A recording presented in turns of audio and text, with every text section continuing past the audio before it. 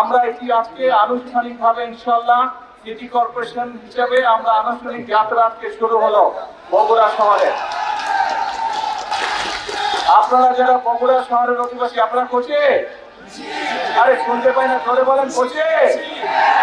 এলাকাবাসী আসসালামু আলাইকুম, কেমন আছেন? এই যে এখানে এতক্ষণ কি করলাম জানেন? কি করলাম বলেন তো?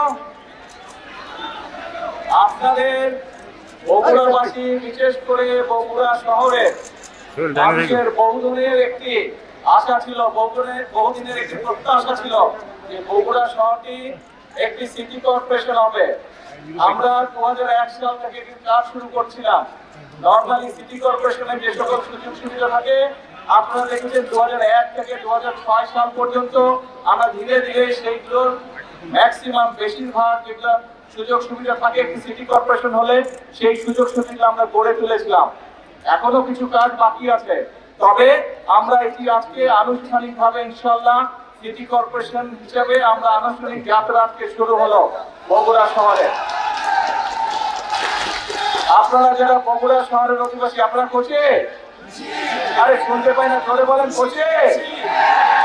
আসলে বলেন যে কোচে নাকি? কিন্তু একটা ব্যাপার আছে, একটা না দুইটা ব্যাপার আছে। ব্যাপার হচ্ছে নিজের শহরকে কিন্তু নিজে পরিষ্কার রাখতে হবে। পরিষ্কার কিন্তু আপনারা রাখেননি। আমি আসার সময় ওই স্টেশন রোডে দেখলাম দুই পাশে অনেক ময়লা। আমি প্রশাসনের সাথেও কথা বলেছি, কিন্তু প্রশাসনেরটা করবে, কিন্তু নিজের ঘর তো নিজেকে পরিষ্কার রাখতে হবে, তাই নয় কে?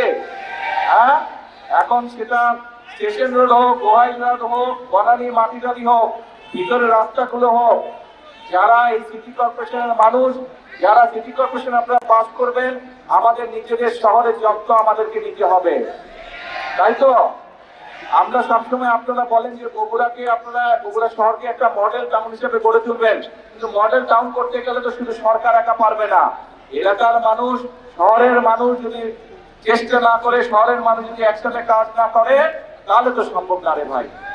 আপনারা এখানে অনেকে ছোট ছিলেন, দেখেন নাই, আজ বড় হয়েছেন, কিন্তু মুরব্বী যারা আছে তাদেরকে জিজ্ঞেস করবেন 1 থেকে 6 পর্যন্ত আমরা কিভাবে মোটামুটি ভাবে শহরে বহু কাজ করেছিলাম। সেই পানি আটকে যেত, সেইগুলোর কাছ থেকে শুরু করে, ড্রেনের কাছ থেকে শুরু করে, বিভিন্ন রাস্তাঘাটের কাছ থেকে শুরু করে,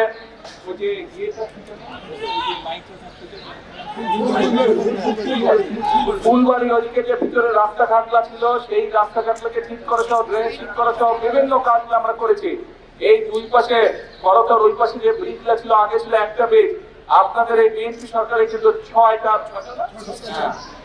এক্সট্রা 6টা ব্রিজ আমরা তৈরি করেছিলাম। কিন্তু এই সবগুলোই আরো কাজ করা যাবে, কিন্তু আপনারা যদি যত্ন নেন, যত্ন নিতে হবে, পারবেন তো? ঠিক আছে, দেখবো যে বগুড়ার মানুষ নিজের শহরের কতটুকু যত্ন নেয়, ঠিক আছে?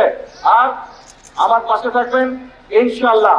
আগেও যেভাবে কাজ করছি ইনশাআল্লাহ ভবিষ্যতে আপনাদের জন্য এবং সামগ্রিকভাবে, এখন তো সারা দেশের দায়িত্ব, আগে নয় শুধু বগুড়া দেখতাম, সামগ্রিকভাবে সারা দেশের জন্য যদি কাজ করতে পারি, এই দোয়া করবেন। মুরব্বী সহ, মা বোন সহ সকলের কাছে এই দোয়া চাইছি।